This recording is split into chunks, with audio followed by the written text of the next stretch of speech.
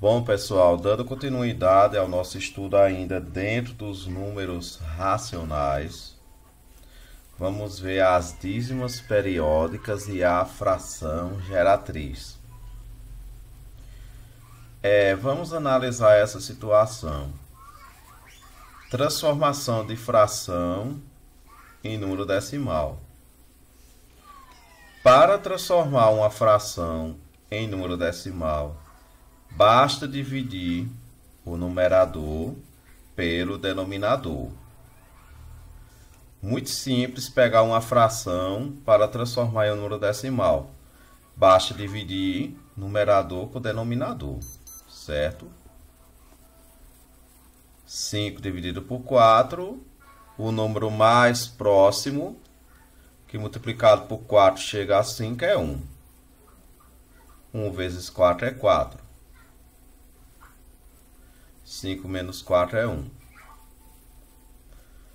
1 aqui, o que é que nós percebemos? Que a conta encerrou, certo? Só que dentro dos inteiros é 1. Mas sobrou 1. Então o que é que eu faço? A regra nos diz, já que não conseguiu resolver com a parte inteira, vamos agora utilizar a parte decimal. A regra nos diz, coloca um zero ao lado do resto e uma vírgula. Vamos ver se o décimo consegue resolver. 10 dividido por 4, o número mais perto é o 2. Então, 2 vezes 4 é 8. 10 menos 8 é 2. Olha, eu poderia até encerrar a conta, mas veja, eu não quero que sobre resto. Eu coloquei uma vírgula na primeira situação e acrescentei um zero. Aí tentei ver se o décimo resolvia. Mas eu percebi que não resolveu. Ainda sobrou o resto. Então o que é que eu vou ter que fazer? Eu vou ver agora se o centésimo consegue resolver. Então, acrescenta um zero no resto. E uma vírgula no quociente, só que a vírgula já foi. A vírgula ela é utilizada a primeira vez quando é para poder utilizar o décimo. Só que agora eu não vou utilizar o décimo, agora eu vou utilizar o centésimo. Vou acrescentar um zero aqui. 20 dividido por 4 dá 5. 5 vezes 4 é 20. 20 menos 20 é 0. Agora sim é que encerrou a conta, certo? Eu estou revisando detalhadamente essa questão aqui dos números decimais. O que é que a gente percebe em relação a isso? Que essa divisão decimal não é uma divisão inteira, mas é uma divisão decimal. Ela é uma divisão exata. O que seria uma divisão exata? Divisão exata é um tipo de divisão,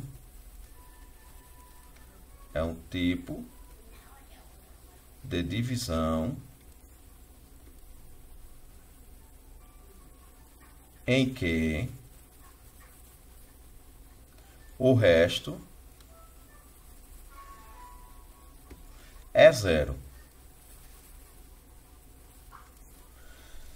Então, pessoal, se eu quero transformar qualquer fração em um número decimal, é só eu pegar o numerador e dividir pelo denominador, certo? Então, 5 dividido por 4 é igual a 1,25. Isso aqui é um decimal exato. Uma segunda fração, 7 dividido por 9. Ó, a fração aqui, hein? Eu quero encontrar o decimal que seja exato. Só que aqui acontece algo muito diferente. 7 dividido por 9. 7 dividido por 9, o que é que eu percebo? Que 7 é um número pequeno. O número mais perto de 9 que eu posso multiplicar com 9 que chega perto de 7 é o 0. 0 dividido por 0 vezes 9 é 0. 7 menos 0 é 7. A conta acabou. Acabou. Só que eu não quero que sobre resto. E o resto aqui foi 7. Então a regra nos diz: coloca uma vírgula para descobrir o décimo. Caso não descubra com o décimo, aí coloca o 0 no resto para poder descobrir os demais também. Coloca uma vírgula e um 0 no resto. Vamos aqui, deixa de ser 7, passa a ser 70 e aqui tem uma vírgula para ver se o décimo resolve. 70 dividido por 9, o número mais perto é o 7. 7 vezes 9, 63. Olha, 70 menos 63 dá 7. Eu percebi que a parte inteira, que não foi suficiente para resolver, que foi 0. Eu percebi que também a parte decimal também não foi suficiente. Será que se eu for ver o centésimo vai ser suficiente? Então, se eu colocar um 0 aqui, agora eu vou trabalhar com os centésimos. 70 dividido por 9 dá 7. 7 vezes 9 é 63. Então, ó, sobrou 7 de novo. Realmente, o que é que está acontecendo com esta continha? Diferente da anterior, a anterior chegou a um resultado. Essa daqui, o que é que está acontecendo? Eu colocando um 0 aqui no resto, para tentar ver com o milésimo, eu percebo que eu vou utilizar o mesmo número para poder conseguir dividir esta fração. E o que é que eu noto, então? Eu noto que esta fração, ela é como que se a divisão ela não acabasse, certo? A divisão ela simplesmente fica continuando de uma maneira infinita. Esse 7 vai se repetindo de uma maneira infinita. Aí agora, o que é que eu vou fazer quando chegar a esse caso? Quando chega a este caso, é aí aonde está o mistério, certo? Observe que no quociente aparecerá o 7 se repetindo. Aí a matemática classifica esse número que se repete. Esse número que se repete, no caso 7 aqui, está se repetindo e ele vai continuar se repetindo de modo infinito. Ele chama de período, certo? Esse é o mistério. E agora a gente vai entrar na parte da matemática que é a chamada dízima periódica, certo? Dízima periódica. Então, 7 nonos, a fração 7 nonos, é igual a 0,77777 de modo infinito. Isso aqui é a chamada dízima periódica, ok? Aqui é dízima periódica simples, porque a gente, o que é que tem a ver aqui por ser simples? Dízima periódica simples, porque o 7 se repete logo após a vírgula,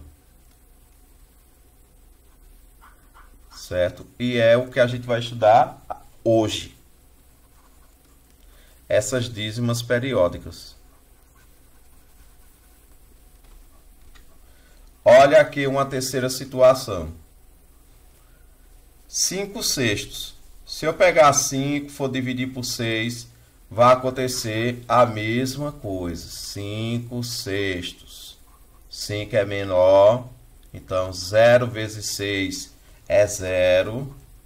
5 menos 0, 5. Acabou a conta? Acabou. Mas eu queria que não sobrasse resto. O que é que eu faço? Eu vou ver agora se o décimo resolve. Aí uma vírgula aqui, um 0 aqui. 50 dividido por 6, o número mais perto é 8. 8 vezes 6 é 48. 50 menos 48, o resto é 2. Olha, ainda sobrou o resto. Eu percebi que nem a parte inteira, que foi 0, e nem o décimo conseguiu resolver esta conta. Então o que é que eu vou fazer? Eu vou descobrir agora se o centésimo pode. Então, eu vou colocar 0 aqui ao lado do 2. Nesse caso, passa a ser 20. 20 dividido por 6 dá 3. 3 vezes 6 é 18. Então, 20 menos 18 é 2. Novamente sobrou o resto. E eu percebo, então, que o centésimo não foi suficiente para resolver. Então, vou ver se o milésimo é. 20 dividido por 6 dá 3. É o mais perto. 3 vezes 6, 18. Então, 20 menos 18, 2. O que é que está acontecendo? Eu percebi, então, que o resto estava sendo 2. De início não era. Primeiro foi 5. Aí agora eu percebo que é 2. Aí, ó, tô vendo que é 2 de novo. Então, eu percebo agora que o 3 está se repetindo de uma maneira infinita. Aí, o que é que eu vejo? Eu observo que logo após a vírgula aparece o 8. O 8 está aqui após a vírgula, que não se repete. Mas eu percebo que o 3 se repete. Esse 3, ele é chamado de período. E esse 8? Eu percebo que esse 8 ele não se repete, então a gente pode dizer que é um não período. 5 sextos é igual a 0,83333. É uma dízima periódica composta. Como assim uma dízima periódica composta? Olha, o anterior é uma dízima periódica simples, porque nós percebemos que o 7, que é o período, ele se repete após a vírgula. Mas aqui, o que é que eu noto? Eu percebo aqui que o 3 se repete após a vírgula, claro, né? Tudo é depois da vírgula. Mas ele se repete após outro número, certo? Enquanto o anterior se repetia após a vírgula, em seguida, ó, esse daqui não. Esse daqui se repete após o 8, certo? Bom, é isso que a gente vai estudar agora. Então, nós percebemos que existem números que quando a gente vai descobrir a parte decimal, não é igual à primeira situação, que a gente descobre um decimal exato. A gente chega a esta situação aqui, na qual esse decimal ele vai se repetindo de uma maneira infinita. Aí vamos aqui ver este exemplo. Olha, o que é que eu noto? Eu noto que o número que está se repetindo, ó, eu noto que aqui tem reticências. A gente representa com reticências justamente para dizer que esse número ele continua se repetindo de modo infinito, não tem fim, certo? Então, dízima periódica simples. Tudo isso aqui acontece com as dízimas periódicas. Se não tem final, eu coloco reticência. Mas eu tenho que ver o seguinte. Isso aqui é uma dízima periódica simples. E o período aqui é 6. A dízima periódica simples, por quê? Porque, olha, esse 6, ele se repete depois da vírgula. Ó, outra dízima periódica. 8, 8, tem mais um 8 se repetindo.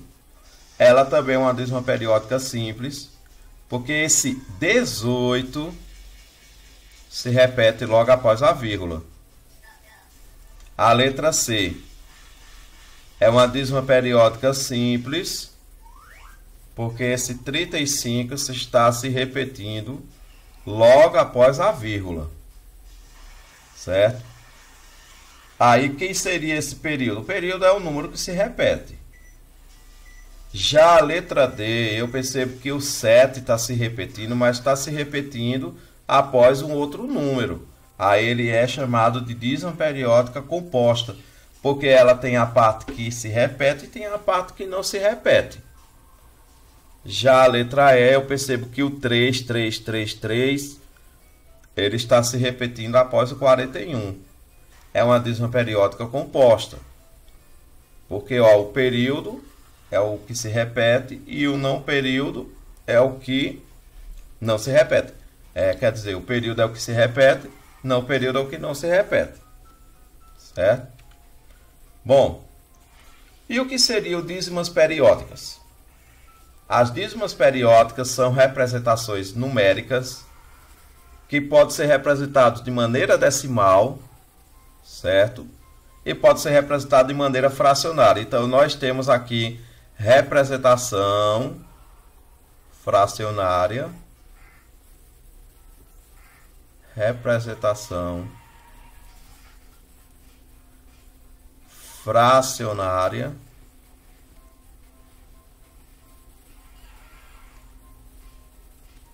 e aqui representação decimal. Só que eu noto que não é uma representação qualquer, decimal. É uma representação mostrando uma sequência infinita, certo? Aí, esses números aqui estão se repetindo de modo infinito. 2 terços. Se eu pegar o 2 e dividir com 3, eu vou encontrar 0,666666. 35 sobre 36. 35, 36 avos. 0,9722222. 43, 900 sobre 900. Se eu pegar 43 e dividir por 900, eu vou encontrar 0,047777. Eu percebo que o 7 está se repetindo após o 04. Eu percebo que o 2 está se repetindo após o 97. E aqui o 6 está se repetindo após a vírgula. Fração geratriz. Aí, diante do que a gente já viu, a gente está indo dentro do estudo de frações. A dízima periódica, ela tem a representação fracionária e tem a representação decimal. A representação decimal é quando a gente pega o numerador, divide pelo denominador.